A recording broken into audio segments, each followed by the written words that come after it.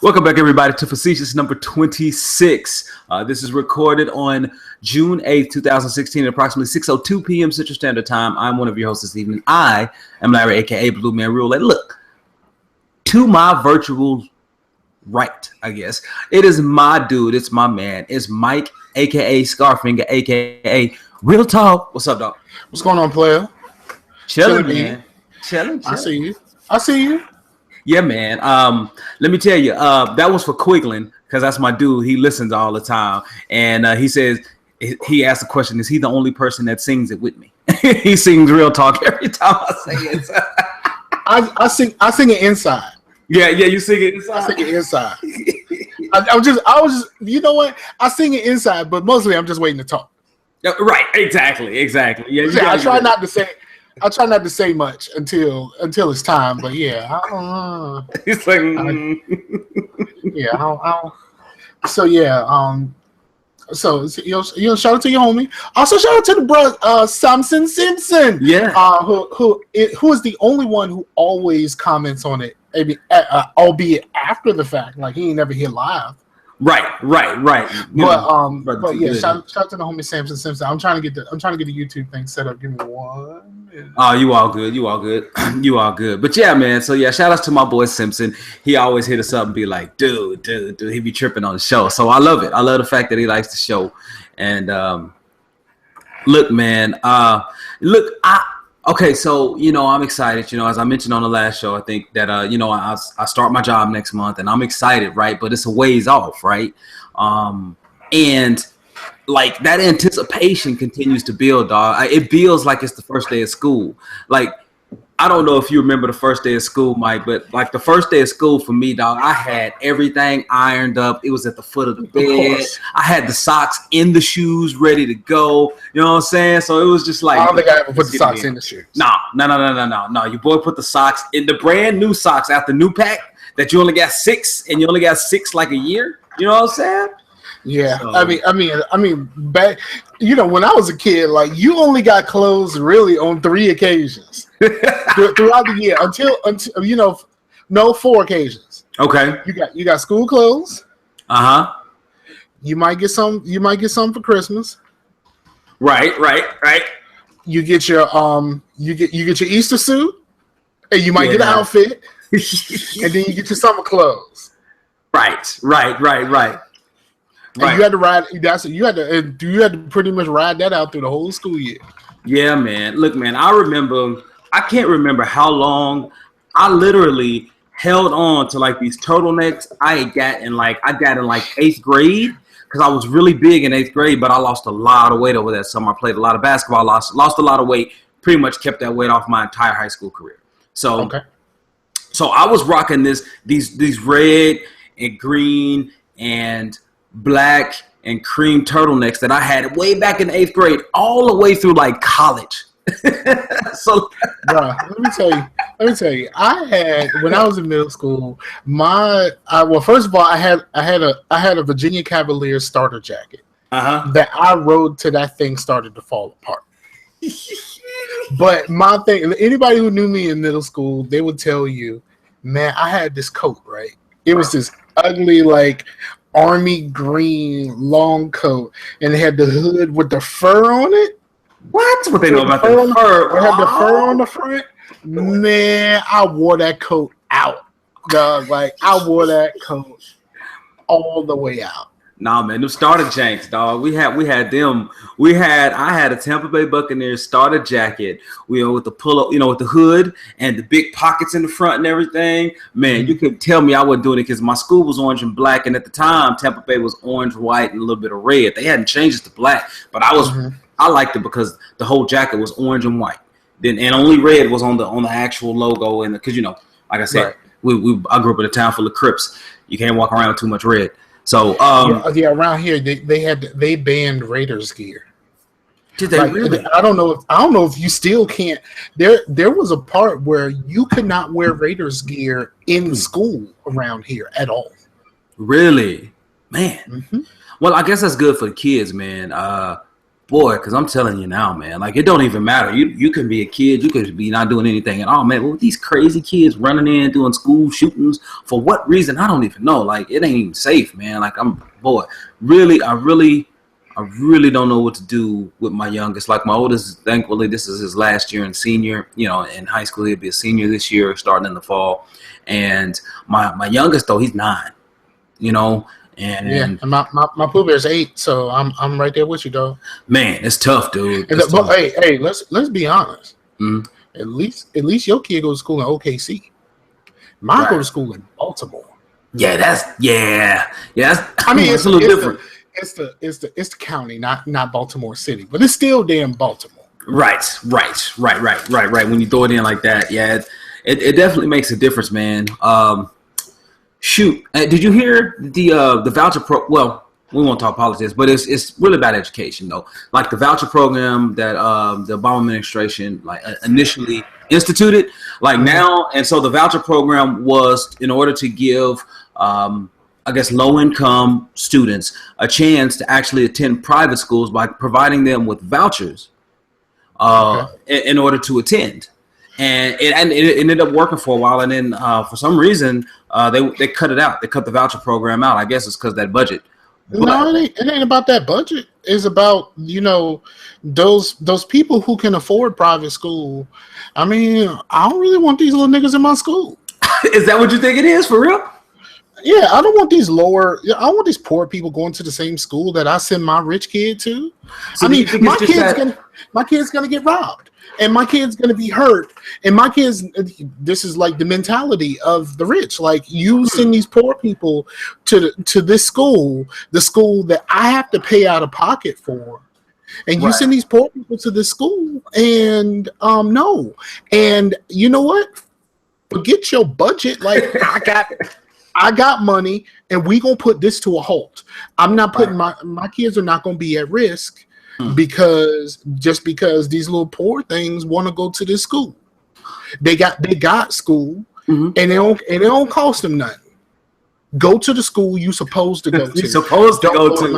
Don't go to the school with my kids. So it's a stay in your lane mentality. Like that's exactly that's what I think it is. That's exactly what I think it is. It's a stay in your lane mentality. I mean, the whole public school system is not really designed to educate anybody. Is to create better workers. Like because you don't really learn life skills in school, especially these days, because it's all about the standardized tests. So it is, yeah, that's the problem. Yeah, it's not about learning anything. I had a lady straight tell me that. I went to when Pooh Bear was in preschool and she was getting ready to go into public school, and she was just like, these kids, they have 1 year. First grade is pretty much normal. After first grade, it's all about these standardized tests, and they're going to teach them to be able to take this test. Oh, I can tell you that from experience. Yeah, for sure. Yeah. So she just straight up told us, like, yeah, your child's whole life is going to be about these SOLs. Yep. And let me tell you, as a state, which Oklahoma is, we were required, pretty much all states were required to be up using the Common Core standards. And Oklahoma had been excluded from that for a long time. There were 47 or 48 states who had already been included, and Oklahoma was one of the few that didn't. And we were supposed to be in it and starting it by this fall, but Oklahoma got it postponed. And I'm of two minds about it because one, if you're on, and they're already doing it now though. So if you're instructing toward a test, how well are you actually instructing? Is my question. Right. Well, you're not. Like I said, you're not teaching them anything. You're not teaching them really anything that they can take with them in their lives. Like like there's things that schools should teach. There should be, when you're in high school, there should be a financial literacy course. Teach you how to balance a checkbook. Teach you how to, if you want to teach that too, man. If you want to, learn how to invest your money and all of that other stuff, like how to set yourself up for your future and your retirement and all of that kind of stuff, and what all of these percentages and stuff actually mean.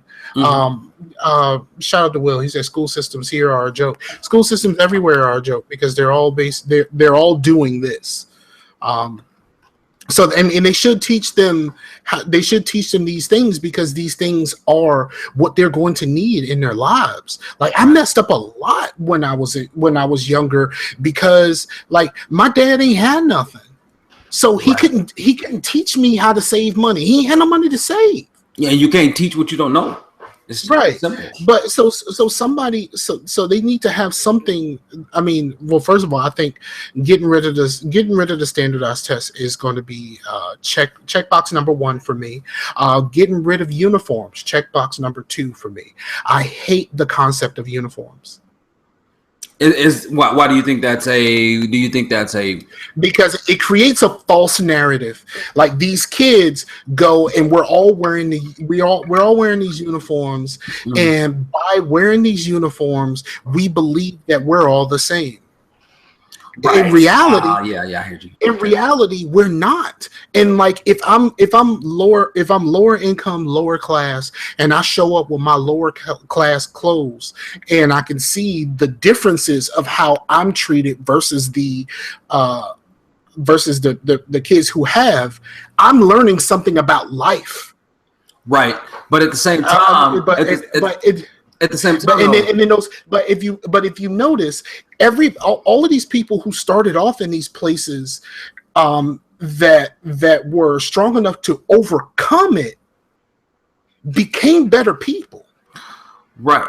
But okay, so I also think if you put us all on the same level, and you keep us if you keep us all in these uniforms all throughout school, when I get out of school and I can no longer afford to look like everybody else, then I'm gonna realize that I've been lied to.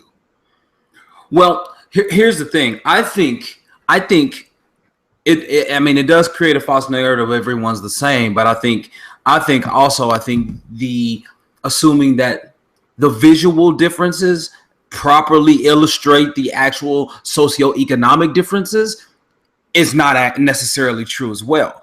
So hold on, wait.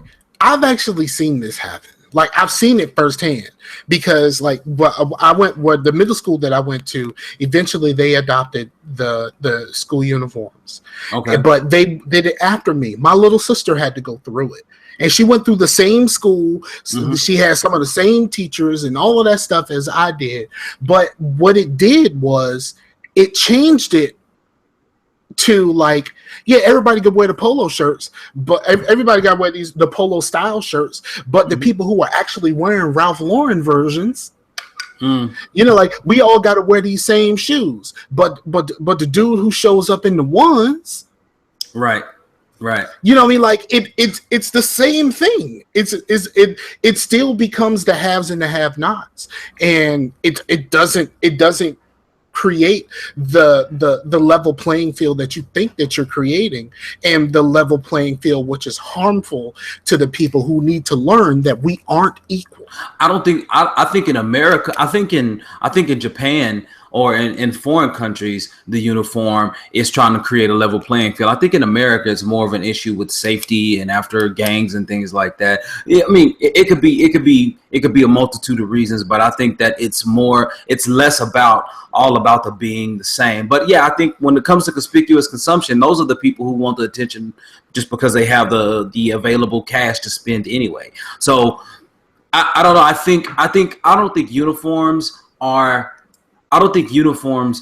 the major culprit here. I think the way that the funds for education are, the way they're distributed based on population and test score, I think that could be problematic. Well, remember, I said get rid of the standardized test was number 1. Yeah, that was number 1. Standardized test was number 1, and then the uniforms were 2.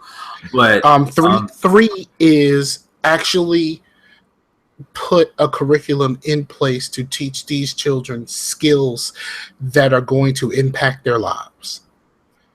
You have to do financial literacy. You have to do, you have to do something that they can take with them when they walk out of this building. Because not all of them are going to college. You know what I mean? Like, not all of them are going to college. In order for them to be able to get out of this place, you got to, at the very least, know how to put some money aside. Right. Actually learnable, usable life skills are definitely things that need to be learning about credit scores and and how bogus that is. Like that to me is, man, I don't want to get going on credit scores again, but that's probably the biggest sham that I've ever seen in my life, and it shouldn't be legal, but it is. It really should not be legal, but it is.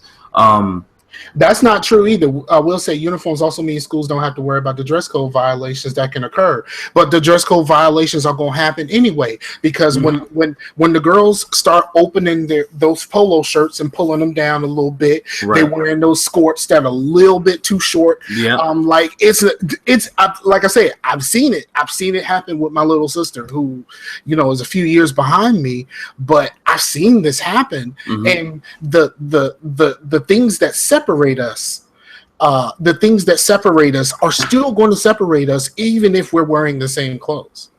Right. And Will makes a good point and says that school officials are maybe looking to make their jobs easier, which, as far as policing the dress code, it's a little bit easier. But if there's not a uniform, if there's not a centralized or a centralized location or a uniform distribution of actual material for clothes and like actual school uniforms, then you're gonna have some variances, and you're gonna get those skirts that are too short. But not even just because the girls are pulling up. Some girls and some dudes are just shaped differently, right? Yeah, it's gonna end up looking differently. My Pooh Bear has really long legs. Like, my Pooh Bear is tall for her age. She's tall. She has really long legs.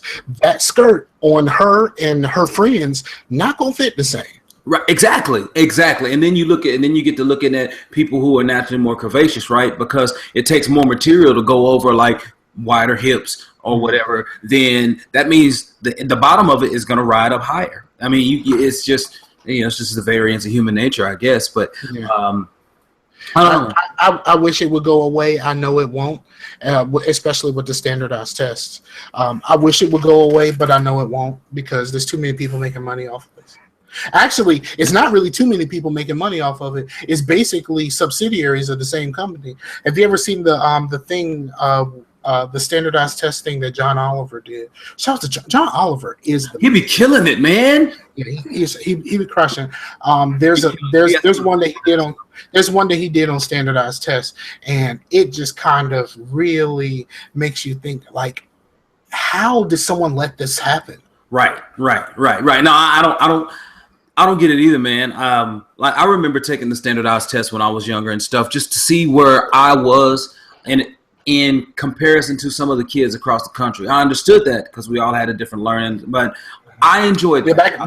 Back in the day, we had to take, we all had to take the Iowa test. State test. We had to take the state. Yeah, we had to take the Iowa test. But the Iowa test had no bearing on my actual schoolwork. It's just to see how well the schoolwork is actually doing. Like, it's actually testing what I've learned. These days, when I was in the 11th grade, we did a lot of practice tests. I was in some experimental classes, like for English and math and stuff like that, because they thought I was smart. Really, I just failed a grade, and they put me in all of these advanced classes because I didn't fail because I didn't know the work. I failed because I tried to get over on the system, and that backfired. Right. So they put me. So I was in a lot of experimental classes, and when I was in the 11th grade, we had to take these standardized tests, and they were trying to see which one they were going to do. So we took 3 different sets of these standardized tests, and some of those things were so crazy. Like the comprehension. It's like you do the first couple, and it's like, all right, then I think I got this. Like, you read the passage, and then they ask you questions about the passage. All right, cool.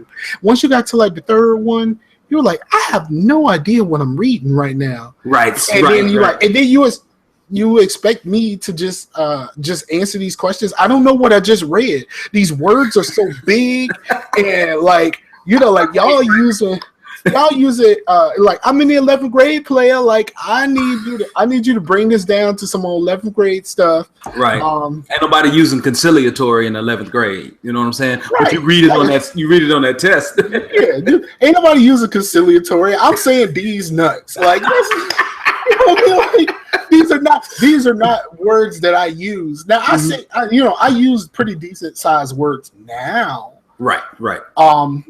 And you know what? Me personally, I've always used big words. Like one of the things that my older sister says that I was they were having a conversation about food, and I was young, like really young. My mom was still alive. She passed when I was 7, so I was less than 7. Right. And so they were having a conversation about food, and I just kind of jumped in. Less than 7, Scarfinger, tell my son, my mama got plentiful food. Like, so I've always been that guy. What guy?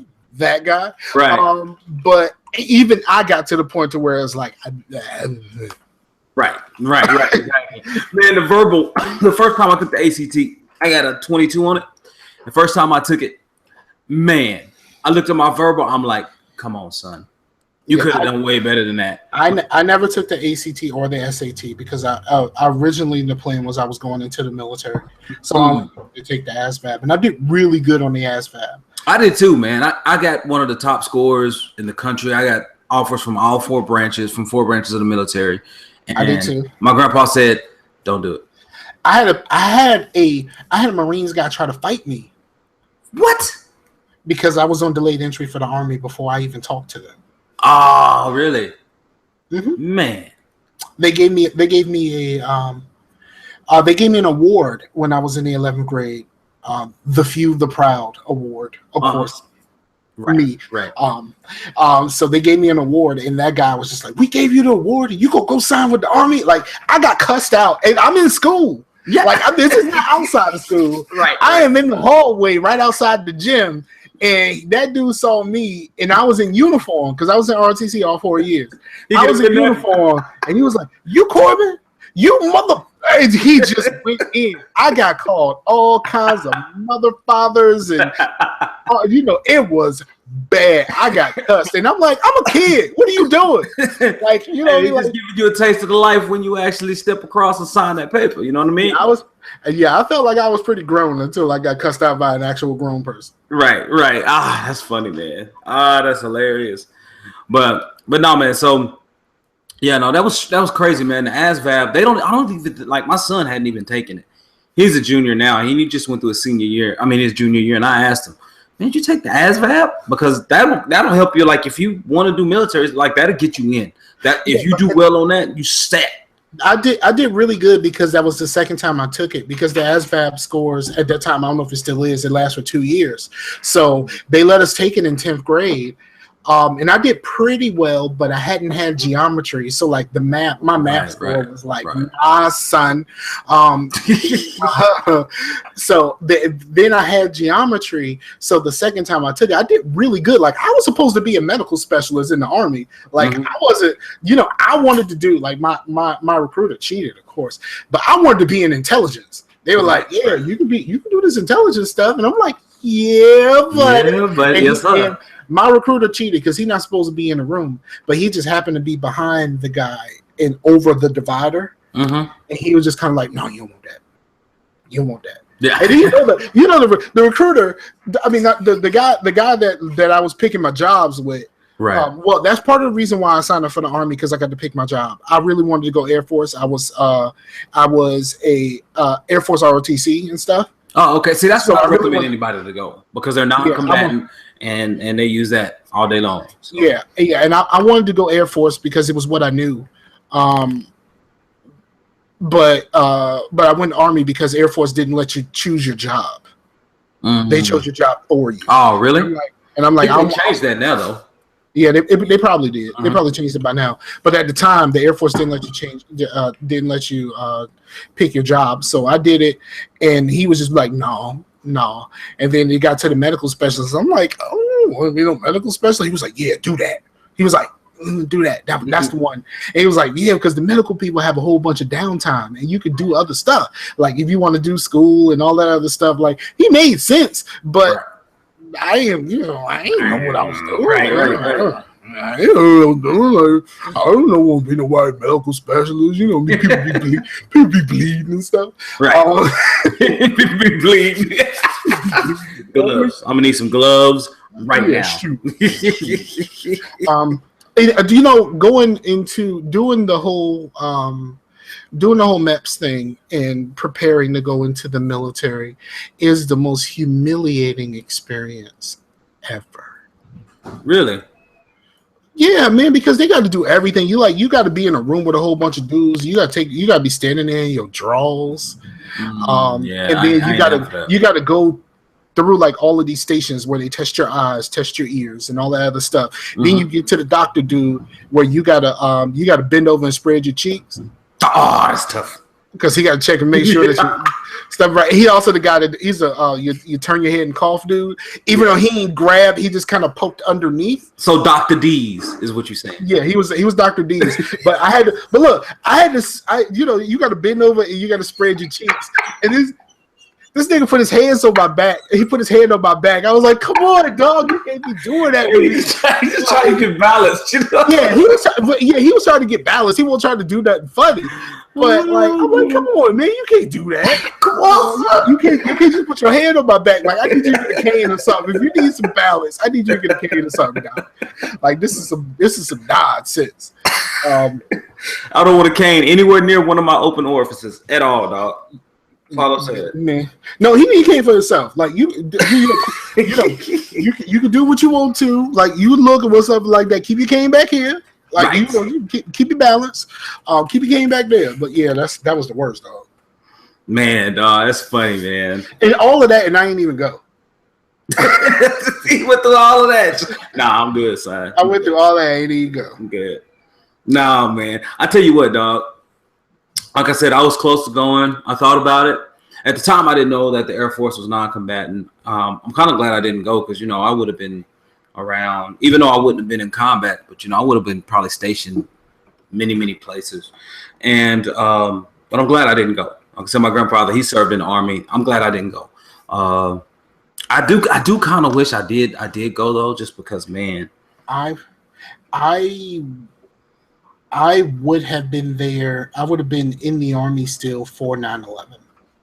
Yeah, see, that's tough because that was my junior year. No, that was my senior year in high school. That was my fall semester, senior year, and I thought about that. I'm like, boy, if I would have gone, look where I would have been. You know what I mean? I would have been right there. And then, but I had a cousin who was on delayed entry, and he was going into the Army in October that year.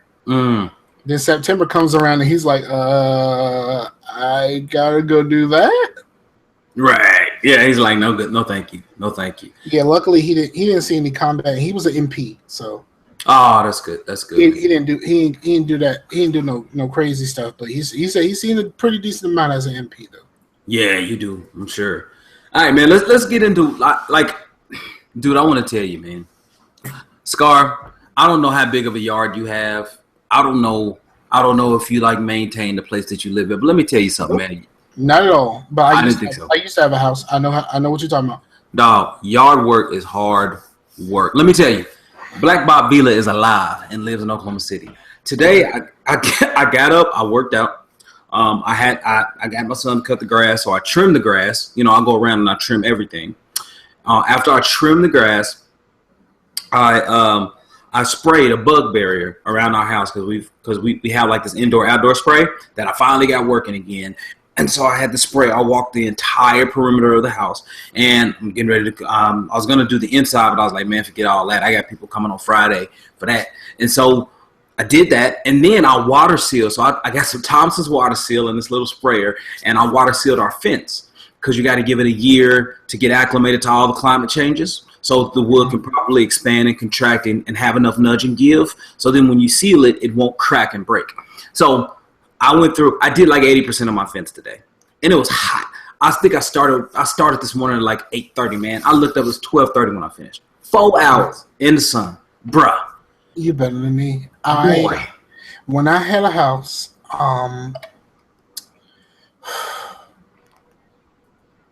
I had a pretty decent sized front yard, and I had a pretty decent backyard. Well, my ex-wife and her aunt, God rest her soul, decided that they didn't like the bushes in the front of the house, and they wanted to replace them. and put some trees and stuff out and stuff like that. Well, guess I had to do all that. Yeah, you had to do all that. I had to pull up, like take a hatchet and a pitchfork, basically, and hack at roots so that I can pitchfork these big bushes out of the ground. And I'm pulling these things out by hand. Yeah. Yep. And I'm hack, pull, pull.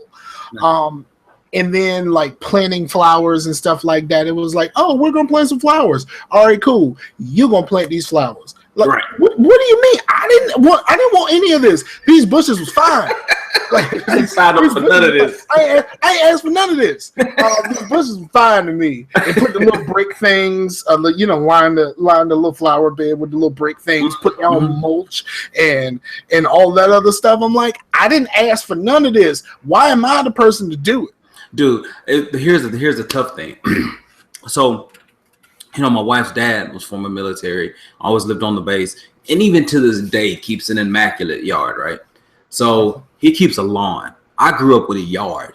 All we do is cut and trim, and that's it. It ain't getting no fertilizer. It ain't getting no weed killer. It ain't getting none of that. Like, we just gonna keep it nice enough. None of that. And so, dude, like, I'm in a situation now where it's just like, all right, okay, I have to learn how to do this. I even bought, and I have it around here, Landscaping for Dummies, because look, I just cut. You know what I'm saying? I just cut.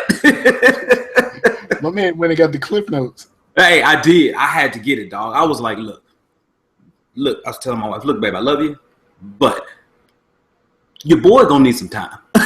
Like, I'm gonna need some time to make this thing work how it's supposed to work. So, yeah, man, it's interesting though, because there's always so much, and of course you have a homeowners association that has all these rules, and not only that, then you have. So now I know how people used to feel when I was in class, because I was a bookworm and I was one of the smartest kids in class.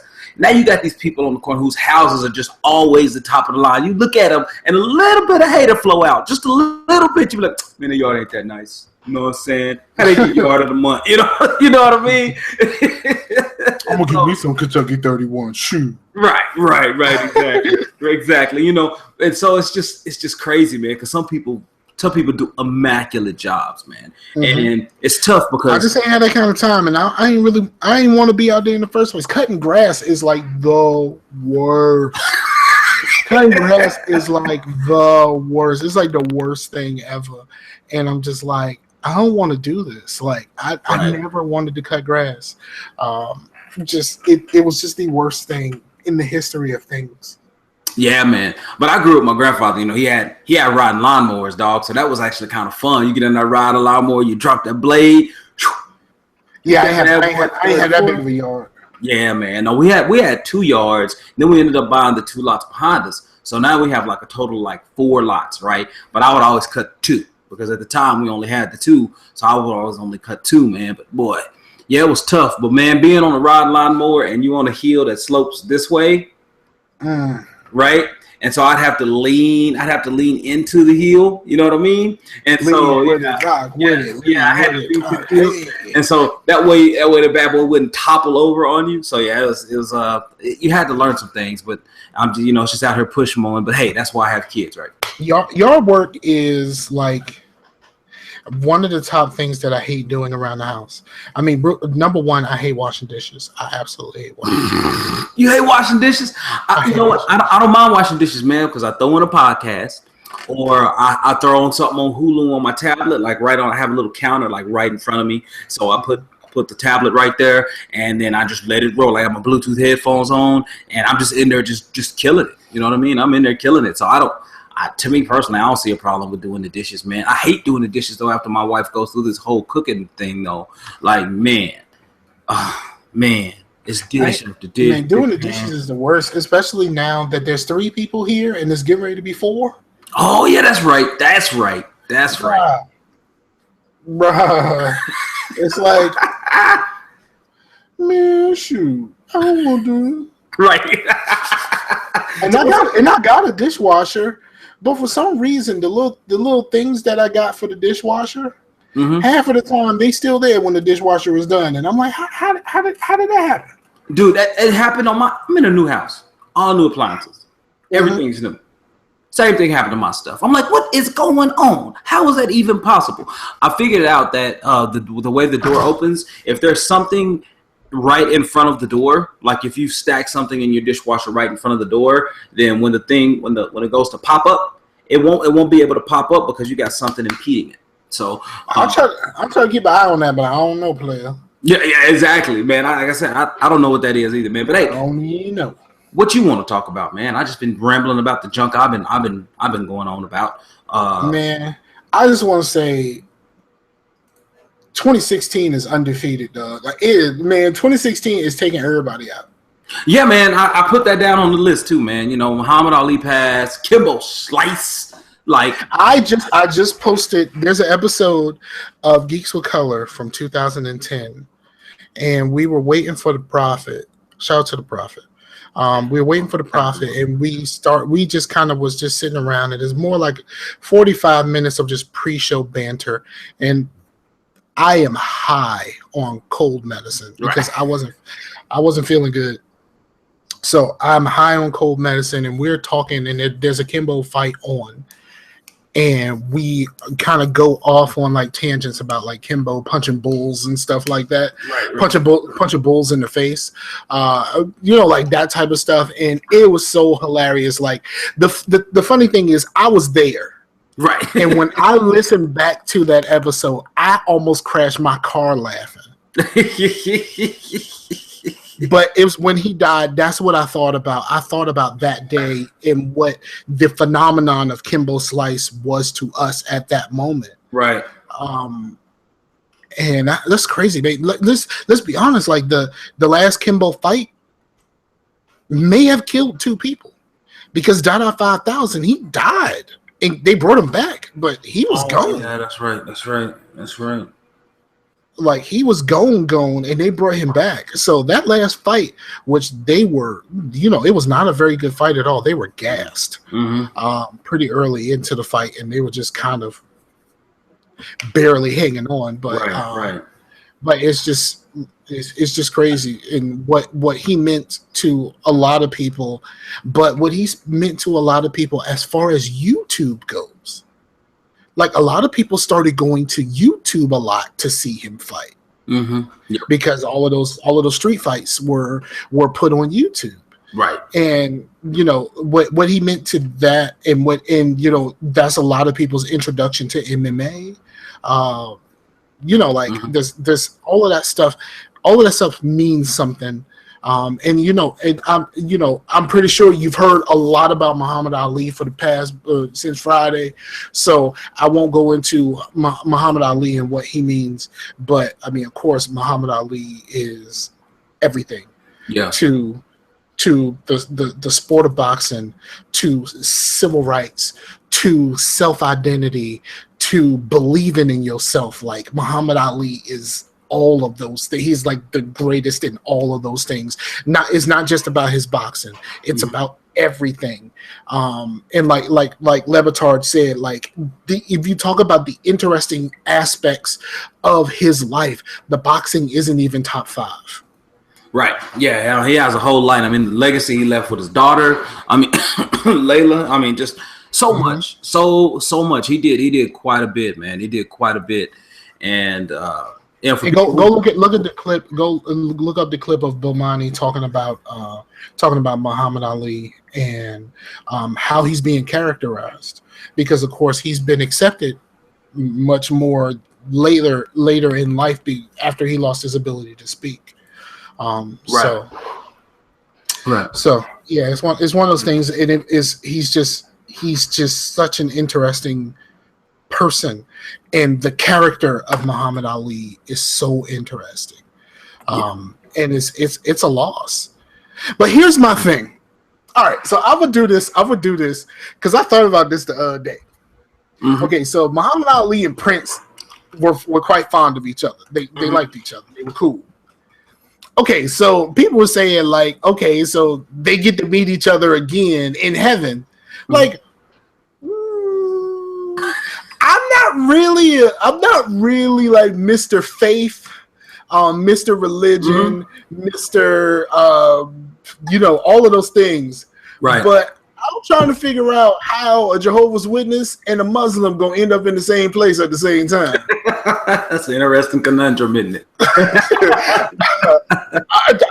Like I said, I'm not that guy, but I'm just trying to figure out how both of them gonna end up in the same place at the same time. And I just say it like this, it's a beautiful sentiment. I just don't think it worked that way. I'm not quite sure about this. You can check my math. You can check my math. You can check my figures. But I don't think those coordinates. I don't think those coordinates. I mean, I don't know. Maybe you didn't carry the one. Like, I don't think those coordinates quite. Exactly. So yes, but wherever they are in the afterlife, I hope that they are happy, and they have truly, in Muhammad Ali's case, that he regained his youthful exuberance. Yeah, for sure, man. Because that was classic, and a lot of people now. Some of the podcasts that I listen to is specifically cross-examine podcasting. They equated Ali, and a lot of people equated Ali's belief in self and self-confidence with Trump's, right? With their boisterous. I would like when was it Piers Morgan said that Muhammad Ali has said more racist stuff than Donald Trump. I would kidney punch Piers Morgan right now. If I see him on the street, it's gonna be a misunderstanding. Like it's gonna be a problem. That's just stupid. It's dumb because look at the time era look at the context. You got a guy who came from absolute nothing and grew up during segregation and all of this other stuff, and then you got the guy with the not even a silver spoon, a platinum spoon. Like, because his dad gave him a small loan of $1 million to get him started. Like, you can't compare those two people.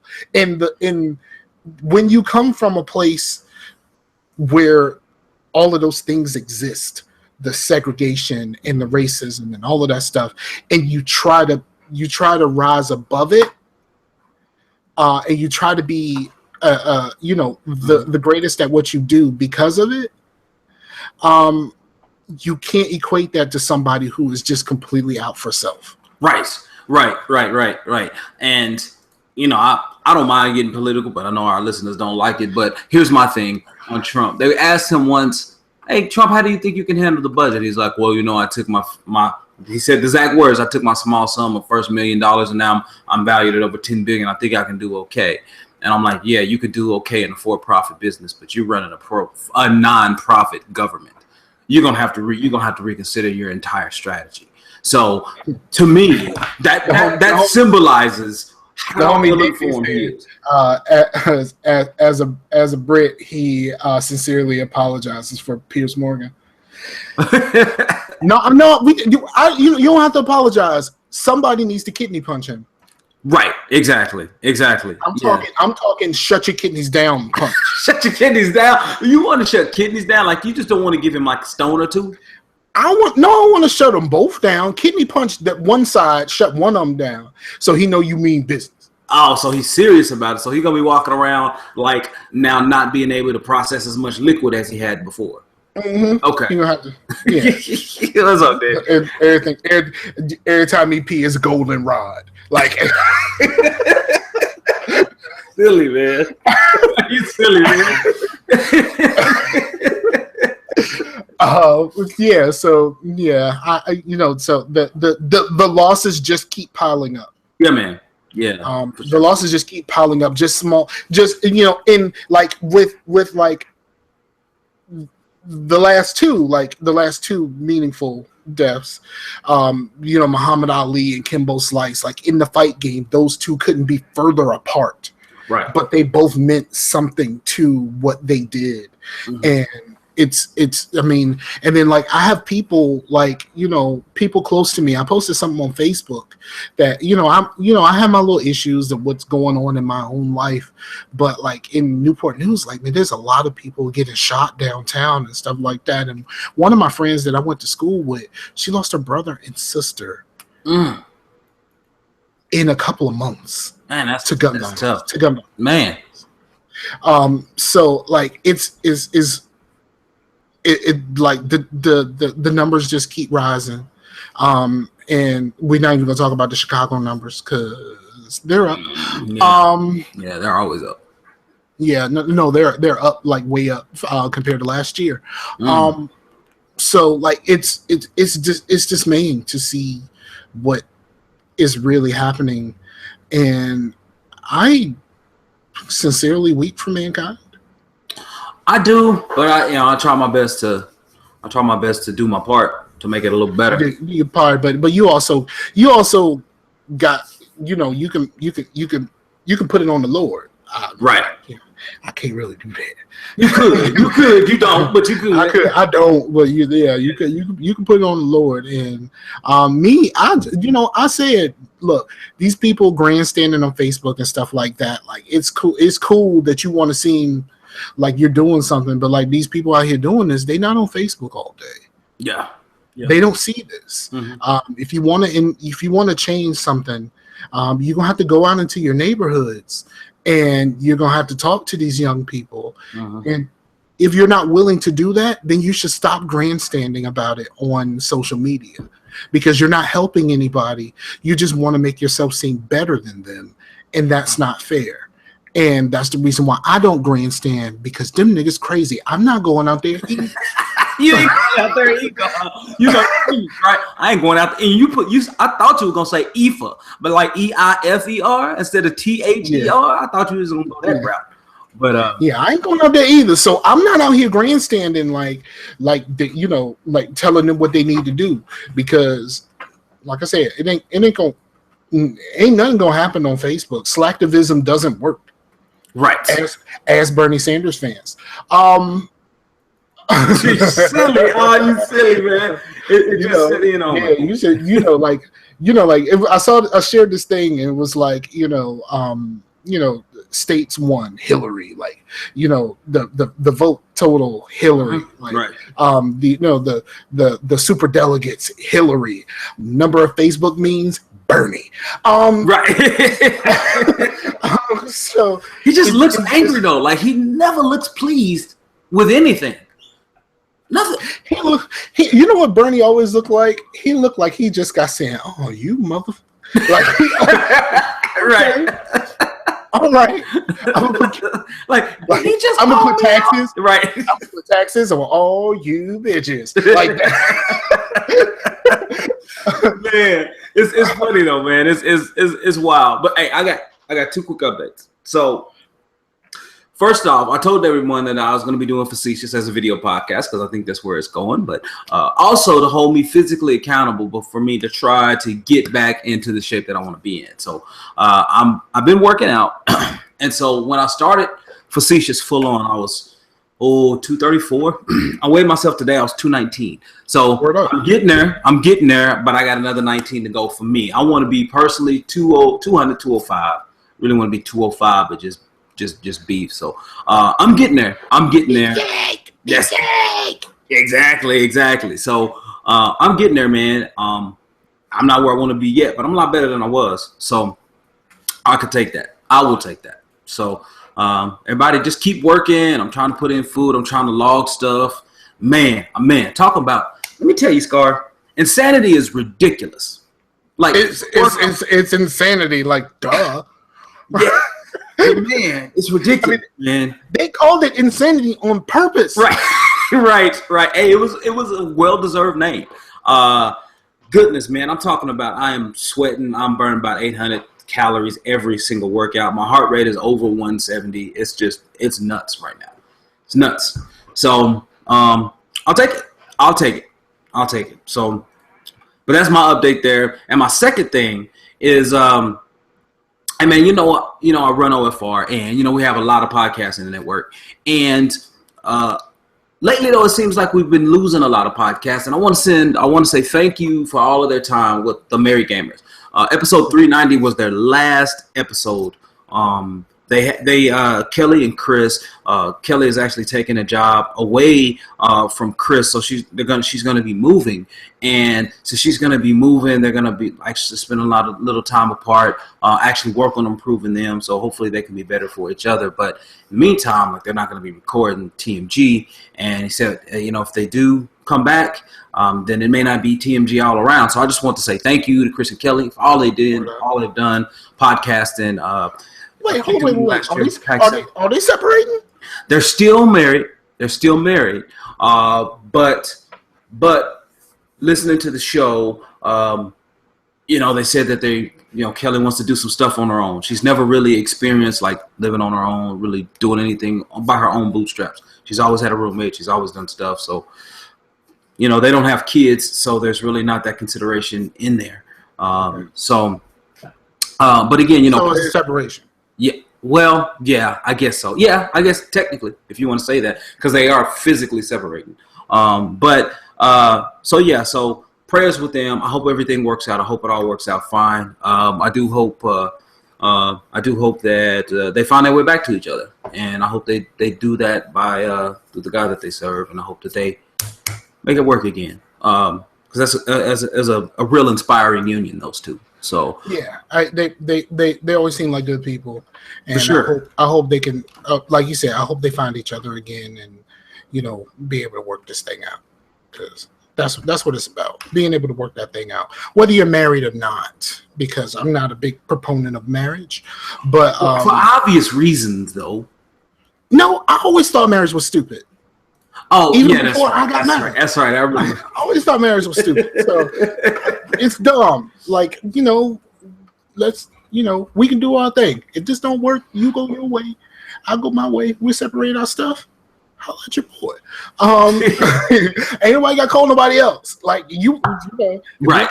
We can't work this out. You can go your way. I'll go my way. And ain't nobody got to call no lawyers.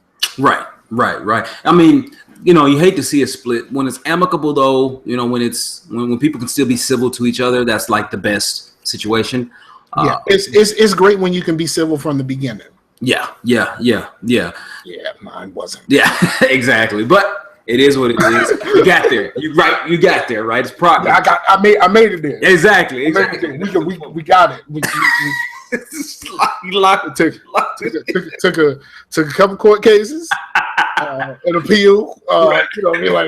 We got it. Like, you got legislated amicability, right? Judicial amicability. So, brother had to put somebody on a lawyer. But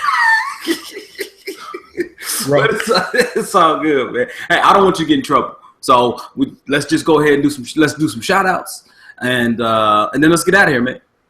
All right, man. Yo, shout out to everybody that's around. Shout out to Dan and Will in the chat. Mm-hmm. Dan had asked us about Xbox Fitness. Oh, did he? Okay. I've not tried it. I thought you needed to connect, and I guess he said you don't need it. Xbox Fit. You don't need to connect for Xbox Fitness anymore. I don't guess you do, but let me tell you this. I tried it, and the Kinect actually picks up stuff pretty well. So I tried it, and I felt like I was just doing my normal, because I have P90X, and I have some of those programs that are included in that Xbox Fitness app, and yeah, it felt like the real thing. Bro, let me tell you. Did you see the update for the preview program? Man, I heard quite a few. The Cortana is going to be legit. I ain't worried about. Well, Cortana kind of ties into what I'm talking about. Okay. Voice controls through the headset, dog. Yes, I saw that. That's going to be voice legit. Controls through the headset. Yeah. So I ain't got to buy no Kinect, dog. Yeah, you've been asking for it. They said they've been working on it. Yeah, you've been asking. And hopefully, I hope I get the full gamut of voice controls, so that I'm not in a situation like the PlayStation, because the PlayStation, I can go from the PlayStation and like open Netflix, but once Netflix is open, I can't do anything else. Right. Like I can't tell it to pause and all that other stuff. I can't do none of that. And so hopefully if they get this right, that hopefully PlayStation will want to step their game up. Well, here's the thing. Because PlayStation is always full of half measures. Yep. Now I'll tell you this though: the Kinect, the way they do it, I think the way they've implemented Kinect, because it's system wide regardless of where you are. So if they've just made it to where the headset will actually receive the voice input, then you're gonna be set. It's gonna be really, really good. You're gonna love it, dog. You're gonna love it. Yeah, I'm really looking forward to that. Also, I want everybody here to know, on this YouTube channel, youtube.com/LAsberry, I will, for E3, be streaming, and we're probably going to do a hangout, Scar, instead of something else. Probably going to do a hangout to watch everything and to get that going, right? To get everybody's reactions in there. And then hopefully my goal is to figure out how to play a YouTube video in a hangout. But if not, but I still want to get into a hangout so we can just laugh and chat and kick it. But if enough people don't want to do the hangout, want to do Skype, we can do that too. Word up. So Chase just hollered at your boys and he said, "What up, guys? What's happening? What's happening, player?" Will just said it makes sense that they added headset support. It's all about collecting that data. All right, yeah, because they spying on us. I know that I had to unplug my Kinect because I felt like they was looking at me when I was rubbing on my girl's. Why you over there looking at me? Oh, my bad. I really did feel like the Kinect was spying on me, so I had to unplug it. And Dan said, "What's your most anticipated thing for E3?" I think both of ours is basically the same, right? Mass Effect, yep. Yeah, more Mass Effect. More Mass Effect, yep. That's our most anticipated thing. For sure. For sure. Yeah, hands down. If I can get a rematch, look, give me backwards compatibility, ME1 through ME3 on Xbox One, or if you give me a remastered, just do all I need really is native controller support on all 3 PC games. That's all I need. Holla at your boy. That's Why y'all add it? Can y'all add controller support for KOTOR of KOTOR 1 on the PC, please? Because this is some bull. I want to play KOTOR again. I can't use no mouse and keyboard. I bought this thing years ago for $250. It was on sale for $250. I bought one same price for $250, and I can't play KOTOR because I don't want to just start at 2. I want to play the first one. I need y'all to do the controller support like y'all did for the other one. Come on, man. Exactly. Oh yeah. For all the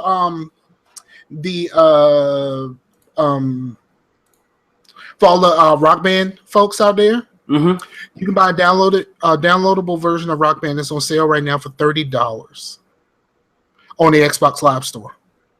$30 for Rock Band? For Rock Band 4. And it comes with like an extra 30 songs, even though the extra 30 songs were not very impressive. Because some of it is stuff we already had. Oh, okay. Well, but you can buy it, and then you can also, and then if you need a wireless adapter, you can get one for Amazon for $15. So basically, you're gonna spend $45 instead of $80.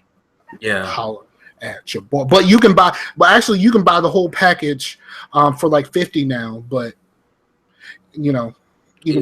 Say that money. Might as well say that money. Though. I mean, if you only spending $5 more if you buy it in the store. Right. But this way you can buy it and it's digital, so you ain't gotta change no discs out, none of that stuff. Right. It's $30. Get you the adapter. Holla at your boy.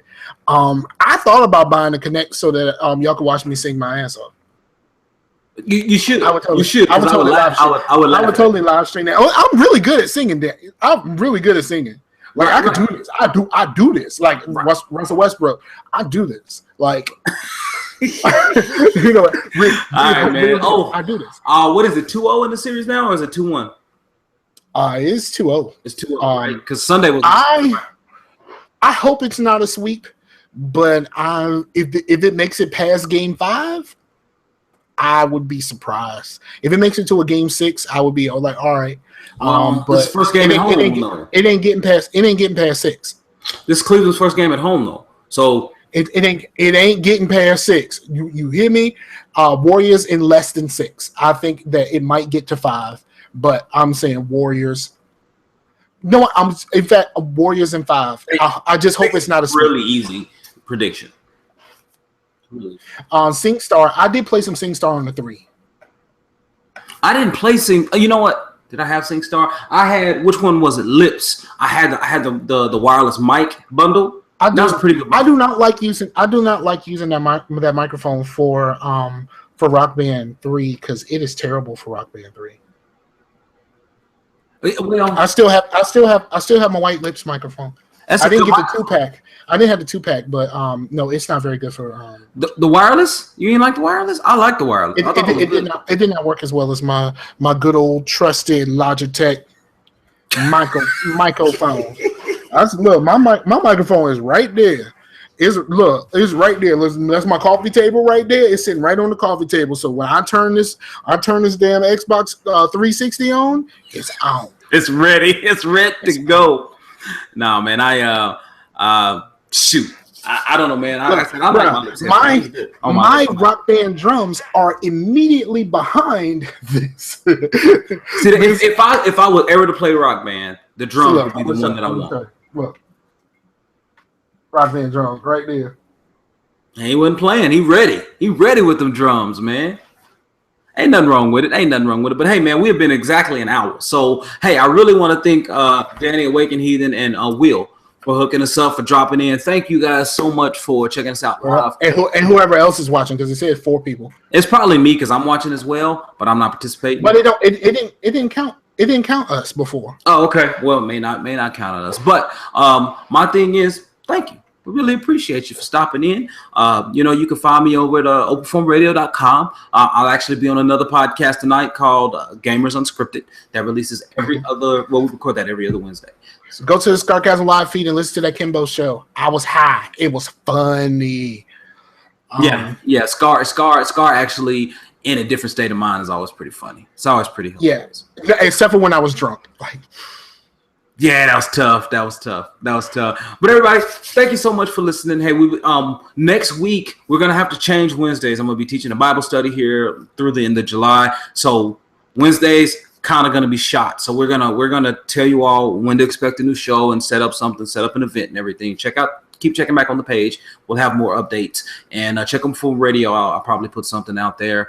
And hey, shout outs to all the Warriors. Yeah, word up, all the Warriors. Including Samson Simpson. So long say, you ain't gonna do nothing but cuss you out, right? They cuss me out because when we say gamma, you say gamma punk.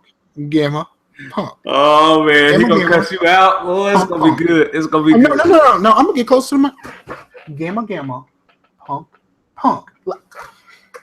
Bogus. Nah, me. All right, y'all. We out. We get y'all next week.